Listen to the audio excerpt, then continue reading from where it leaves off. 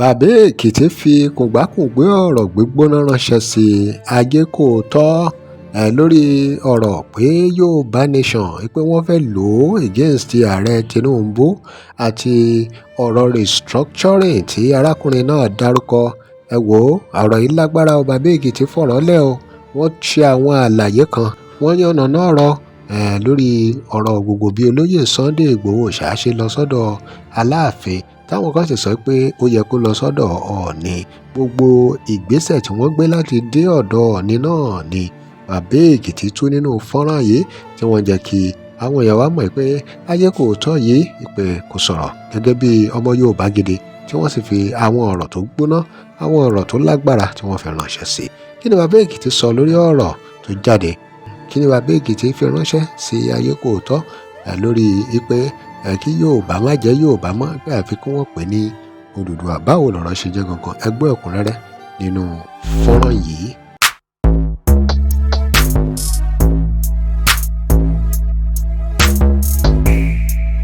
Time tí ọ̀pọ̀lọpọ̀ pàtó kóra wọn lóyún gẹ́tì Tinubu, ẹ̀yin tẹ́ tí wàá jẹ́ èèyàn ní Tinubu yẹn ẹ̀ tí wàá gbéradì ẹlẹ́ ń plan fún rally. Ṣé ẹ̀mí kó máa affect ẹ̀ tí wọ́n ń plan fún rally? Ẹ̀rí pọ́ mọ́ àlè lọ́pọ̀lọpọ̀ yín, ọmọ àlè nìyí, wọ́n ní ntẹni wọ́n ní tàkísà ní tààtàn. Kí ló dé tí nǹkan tí yóò ti fi ń jọ yín lójú ná nílẹ̀ kóòtù jíire? Kí ló dé tí wọ́n pé ó dìgbà tí kinní yẹn bá ti bọ́ kúrò lọ́wọ́ yín ná lẹ́sẹ̀ àwọn máa kábàámọ̀ pé nígbà bàbá alágbájá kálá àmọ̀ ká ti ṣe báyìí sí. Ẹ̀yin wọn kò tó táwọn Fúlàní tó ti jẹ sílẹ̀ dè nílẹ̀ kóòtù jíire. Ẹ ní backup, ẹ ní nǹkan kan tó yẹ kẹ́tì ẹ̀ create pé kẹ́tì ẹ̀ ní backup tán, kẹ́tì ẹ̀ ní kinní yẹn tán, kẹ́tì ẹ̀ tó máa gbé mú. Ẹ wá jáde ẹlẹ́tún fẹ́ ṣe rally again. Níta lẹ fẹ́ ṣe rally fún? Ẹ dákun sọ fún mi, ta ni ẹ fẹ́ ṣe rally fún? Ẹ wá online pẹ̀lú Ọ̀yọ́ tó jẹ́ wípé ó kó èèyàn lẹ́rú egungun bàbá wọn ó tún kó lẹ́rú pẹ̀lú ẹ̀. Ọba olè tí pé wọ́n ṣe coronation ẹ̀, àwọn ìlú tó kó lẹ́rú ó tún kọ́ sínú agbádá aṣọ tó wọ̀. Ọ̀yọ́ lẹ́ẹ̀ ti rí. Ṣé ìyẹn lẹ wá lẹ fẹ́ online pẹ̀lú? Ó lóun jẹ́ olórí gbogbo ọba ilẹ̀ Yorùbá. Tí ìbá ṣe ẹrú tó ń tà nígbà yẹn, àwọn British rìkíṣí ṣọ́ máa recognize ẹ ni.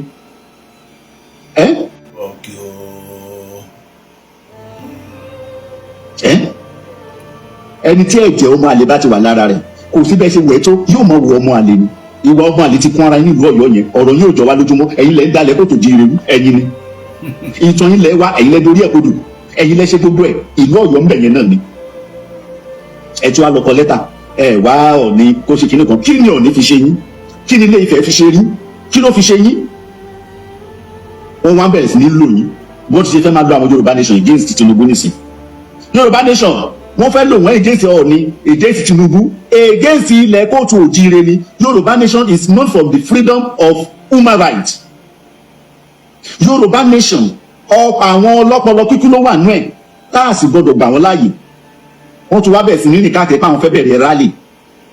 Kí nìkan tí rally yẹn dà fún yín, ẹ̀yin Yorùbá nation?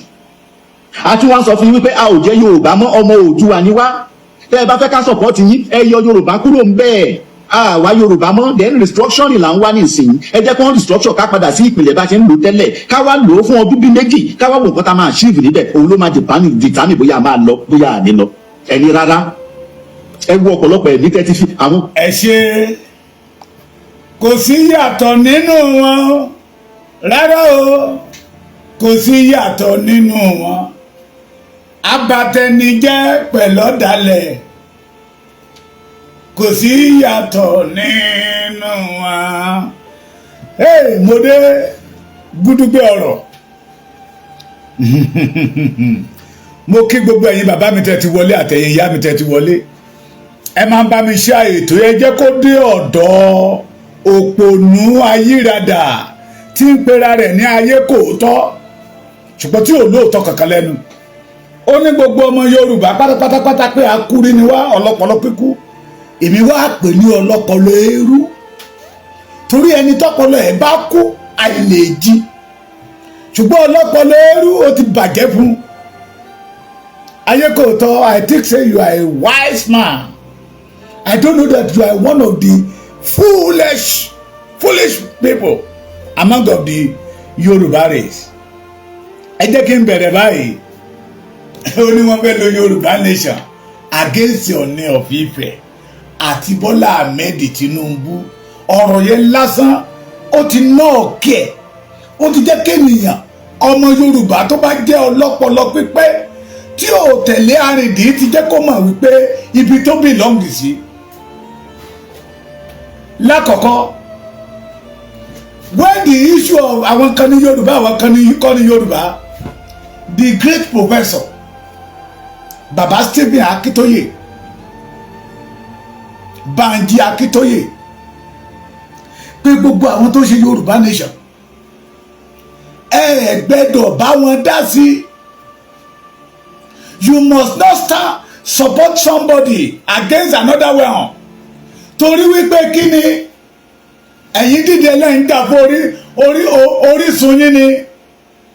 Bàbá ní àtọ̀yọ́ àti Ilé Ifẹ̀ ìkankan ni wọ́n ẹ má bá wọn lọ́wọ́ sí. Ìkejì bàbá wa sọ àwọn ìtàn kan táwọn béèrè lọ́wọ́ bàbá àwọn kan ní 1952 no 1962 pé bàbá Yorùbá tó ń pè wá yìí níbo lórúkọ Yorùbá yẹn ti wá. Bàbá wa ní ìran àwọn bàbá wa ìgbàanì àtàwọn ìyá wa ìgbàanì wọ́n máa ń lọ ṣòwò ní Gabon àwọn North Africans South Africans. Bàbá dárúkọ àwọn Ìjẹ̀bú bàbá dárúkọ àwọn Ògbómọ̀ṣọ́ bàbá dárúkọ àwọn Ìjẹ̀ṣà Ògèdèngbé Agbógungbòrò àti gbogbo lójú ogun. Bàbá dárúkọ àwọn Oǹdó àwọn Àkúrẹ́ tẹ́ máa lọ ṣòwò lọ́hùn-ún pé àwọn ló máa ń pọ̀ ńbẹ̀ pé ibẹ̀ ni orúkọ Yorùbá ti jáde. Àwa béèrè lọ́wọ́ àwọn béèrè lọ́wọ́ bàbá pé àwọn tó sọ wípé àwọn ní Yorùbá yìí kọ́ pé di Yorùbá gbogbo ọmọ Yorùbá kì í ṣe Ọ̀yọ́ nìkan Ọ̀yọ́ ilé nìkan kọ́ ló lọ ń ṣòwò ń bẹ̀ gbà yẹn lọ pé ó èrèdí tí ẹ̀yin ò gbẹ́dọ̀ bá wọn dá sí nìyẹn. A ní ẹ lè rí ọmọ tó ń pèpè fún orílẹ̀-èdè Yorùbá kan tó máa jáde síta pé Ọ̀yọ́ ni wá o Yorùbá Ọ̀yọ́ ló ní Yorùbá Ifẹ̀ ló ní Yorùbá níbi tí ọpọlọ ti kú sí. Ó ti ṣe fídíò kan tí mo sọ bíi pé mi ò rí nígbà tó rí ẹni tó wọ aṣọ tó débìlẹ̀ àwọn fúlẹ̀ àwọn Haúsá tó níwò àwọn ara àwọn Fúlàní rẹ o Sunday Igboho ara àwọn tó ń bá ṣe lélẹ́yìí and ta ló sọ fún yín pé Sunday Igboho ló ń bọ̀ wá ṣe lálẹ́ líle alẹ́ ti yá wèrè orí ọ̀rọ̀ Sunday Igboho lẹ máa kú lé lórí. Mo wá wádìí máa yìn wọ́n ní ọmọ Arigidi Àkókó ni ànọ́dá ọmọ àlè géè tún jáde lárígidi àti nìkan bẹ̀tẹ́lẹ̀ tí ń dalẹ̀ Yorùbá rú ànọ́dá wọn ti jáde náà. Nínú ìwọ tó ń sọ̀rọ̀ tó ń lanu gbàgà tí ọ̀rọ̀ burúkú jáde lẹ́nu ẹ tó rò pé ọ̀rọ̀ ọlọ́gbọ́n ló ń sọ ta ló ń da ilẹ̀ Yorùbá rú àti kóòtù òjíire àtọmọ Yorùbá wọ́n ní omi ẹ̀kọ́ náà ni ṣé ilé tí wọ́n sọ yìí ló pe ìpè àlàáfíà sí ilẹ̀ Yorùbá sí ilẹ̀ kóòtù òjíire arìndìn ọmọ àlè. Tó o bá sọ wípé àwọn tó wà nínú Yorùbá nation ọlọ́pọlọ kíkú ni wọ́n ọlọ́pọlọ eérú ni wọ́n and those people that can feed you better than you wọ́n ìwà nínú Yorùbá yẹn tí wọ́n ń pòǹgbẹ pé ìran Yorùbá gbẹ́dọ̀ ní àlàáfíà ìran Yorùbá gbẹ́dọ̀ we are a nation kí ìjì tó jà kó tó gbọ́ òkú lọ́wọ́ àwọn baba ńlá baba wa and kí ló ṣe yín tẹ́yìn bá ń bá àwọn kan jà ṣé dandan ni kí gbogbo ilé dẹ̀ máa bónítọ̀ ń jà. If you have a problem with Muslim and Ọ̀yọ́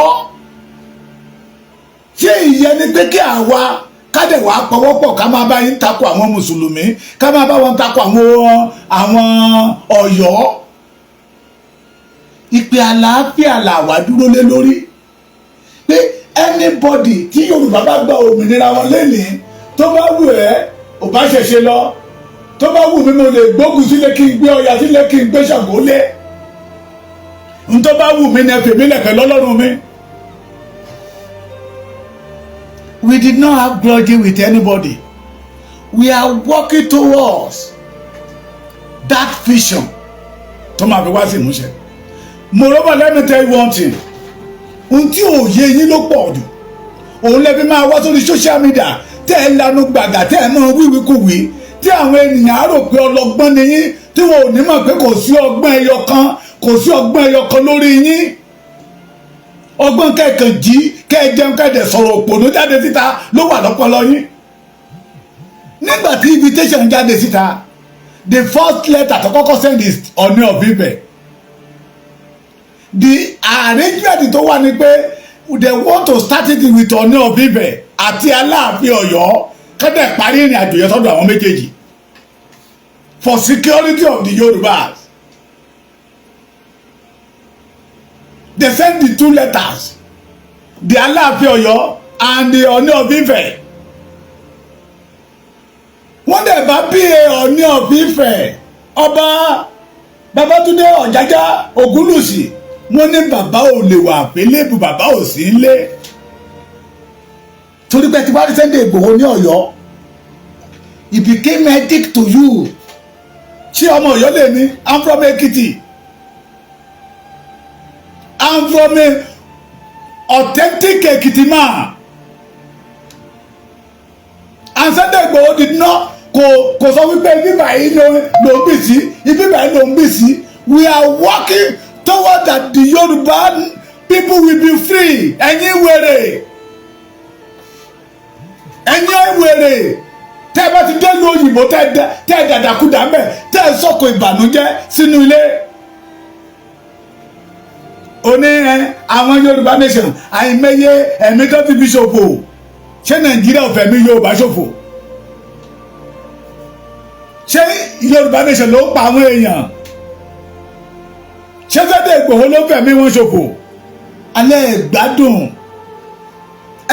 gbádùn ọ̀pọ̀lọpọ̀ yín ohun tó ṣẹlẹ̀ ní July 4 máa ti ṣẹlẹ̀ sí yín. Ìgbà yẹn lẹ́ máa mọ̀ pé ilẹ̀ Yorùbá ń bínú sí yín. Ìgbà yẹn lẹ́ máa mọ̀ pé ọ̀pọ̀lọpọ̀ ọ̀rọ̀ tẹ́ ẹ sọ kò sí ọpọlọ ńbẹ̀. Now you are now say that ẹ fẹ́ Yorùbá nation Oòduà nation lẹ́fẹ́ lọ wo anthem tí Yorùbá nation ń lò. Ṣé ọmọ Yorùbá náà tàbí ọmọ Oòduà? Ṣé Oòduà investment ṣé Yorùbá investment náà pé ẹ gbádùn làákàyè òye yín làákàyè ó jìnnà sí yín lọ́pọ̀lọpọ̀. Ẹ kàn jáde síta ẹ sọ̀rọ̀ torí inú yín ò dùn bí ẹ ṣe torí Sunday Igboho tó ń jáde síta. Moreover, let me tell you one thing. Àwọn ọba yẹn gan ló yìn fáìtì pé Sunday Igboho I want to be part of security. I want to be part of that security program for the Yoruba race. Now you say something. Níbi tí mo ti mọ̀ pé ò ní làákàyè kankan. Níbi tí mo ti mọ̀ pé ọpọlọ ẹ kúrú. Pé Bọ́lá Ahmed Tinubu torí second time ń bọ̀. Ń ro tọ́jọ́ ọ̀la pé tí Bọ́lá Ahmed bá lórí ọ̀fẹ́ tó ṣe second time tán bó ni ayé Yorùbá ó ṣe rí. Ìyà tí Yorùbá bá ń jẹ lẹ́yìn tí Bọ́lá Ahmed bá ṣe tó second time tán Bọ́lá Ahmed ò ní jẹ́ mẹ́ o. Fúlàní ò ní lọ dín pẹ̀lú ẹ o kan ní lọ dín pẹ̀lú ọmọ ẹ o. Ìran Yorùbá ní òfin èsì ẹ̀ èyí tó bá tọjọ́ ṣe nígbà ayé Buhari Yorùbá ló jìyà ẹ̀ níbi tọpọlọ ti kú sí. And you mention one thing ní mo ti mọ̀ pé ọlọ́pọlọ kúkúrú ni ẹ́ ọlọ́pọlọ eérú ni ẹ́ brain box ẹ ti ní ó ti jó làákàyè kan ó ní you are authentic ọmọ àlè lẹ́mi authentic ọmọ àlè ọmọ kóòtù òjíire tó bá jẹ́ Yorùbá yẹn lẹ́fẹ̀ẹ́ máa gbọ́ àmì ọmọ kóòtù òjíire bẹ́ẹ̀ pè mí lọ́mọ Yorùbá ni mí omi ẹ̀kọ́ ni tí ìjà bá dé torí bá dòwe kí ló kàn yín. Àwọn ọba méjèèjì sọ pé àwọn ò jà ẹ̀yin sá sọ pé ìjà ń bẹ láàrin wọn torí àríjẹ ní mọ̀dàrú nìyí. Àwọn ẹlẹ́pariwo ní when this present Aláàfin Ọ̀yọ́ tó lọ sọ́dọ̀ Sultan of Sokoto àwa ilé àkọ́kọ́ jáde síta pé bàbá kí lẹ lọ ṣe ń bẹ̀ which type of the collaboration lẹ́wọ́ lọ sọ́dọ̀ Sultan of Sokoto tí àwọn ọmọ ẹ̀ ń pa ìran Yorùbá bẹ́ẹ̀ nípa ẹran nígbà tí bẹ́ẹ̀ tọ̀dọ̀ yín ò ṣiṣẹ́ normal you mention something tí mo ti mọ̀ pé you F9 ló gbà parallel restructuring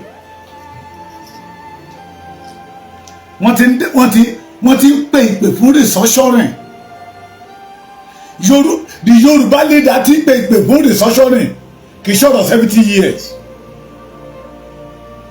kì í ṣọ̀rọ̀ 70 years restructuring kì í ṣọ̀rọ̀ 70 years kátó gba independent let us restructure this country well after tó gba independent tán after the civil war in 1967 they coupled another let us restructuring this country kí ó má bàa di wàhálà lẹ́yìn wa ọ̀la. èèyàn wa kí lè ròyìn àti gbọ́ gbogbo ohun tí bàbá Èkìtì tú jáde gbogbo àlàyé tí wọ́n ṣe láti fi yé ayé kò tọ́ tó fọ̀rọ̀ sílẹ̀ pé gbogbo rálì tí wọ́n ṣe bálabàla náà ló fi fẹ́rẹ́ lórí ọ̀rọ̀ gbogbo rálì tí àwọn Yorùbá nation ṣe tó sì ń bú gbogbo àwọn tí wọ́n wà lábẹ́ umbrella Yorùbá nation àmọ́ bàbá Èkìtì fọ̀rọ̀ lẹ̀ o ẹ ti gbọ́ gbogbo ẹ ti gbọ́ bó ṣe lọ báwo ló ṣe rí lọ́dọ̀ yín kí lè ròyìn ẹ drop comment yẹn remember to like share and follow us thanks for watching à ń lọ fún ìpolówó ọjà pé WhatsApp number page yìí. tẹ́ ẹ bá lè rí àmì ṣe gbogbo ogun tó lóhùn ní gbọ́ tó lóhùn ní gbà lórí ayé yín iná agbára Ọlọ́run máa jó dànù kí lè nǹkan tẹ̀ ń là kọjá tó dàbí pé ẹ ti wá ọ̀nà àbáyọ ṣùgbọ́n tí ẹ ti rí ọ̀nà àbáyọ ẹ ti pàdé wòlíì yín ló fà ṣùgbọ́n arán mi sí ọ lónìí dádì arán mi sí ọ lónìí mọ́mì Olúwa lòun fẹ́ ṣe nǹkan ńlá nínú ayé yín Olúwa sọ wípé gbogbo tẹ̀ ń là kọjá yẹn òun fẹ́ fi òpin sí kí nìkan tẹ̀ ń là kọjá lórí ìgbéyàwó ni lórí ọmọ ni lórí iṣẹ́ ni níbi gbogbo ni bóyá ogun kan ló dàbí pé ogun yẹn le ẹ ti gbìyànjú kò tí ì sí ọ̀nà àbáyọ ẹ jẹ́ àjọ gbàdúrà ẹ jẹ́ àjọ wá ojú Olúwa kí làṣírí ogun yẹn gangan ẹ jẹ́ àjọ wádìí lọ́wọ́ Ọlọ́run ká dẹ̀ mọ ọ̀nà àbáyọ ẹ̀rọ ìbánisọ̀rọ̀ tẹ́ fi pè mí fún àdúrà àti ọ̀nà àbáyọ òun náà ni +234 7025 47 5427 +234 7025 47 5427 bẹ́ẹ̀ ṣe ń pè mí fún àdúrà lórúkọ Jésù ẹ máa rí ìyanu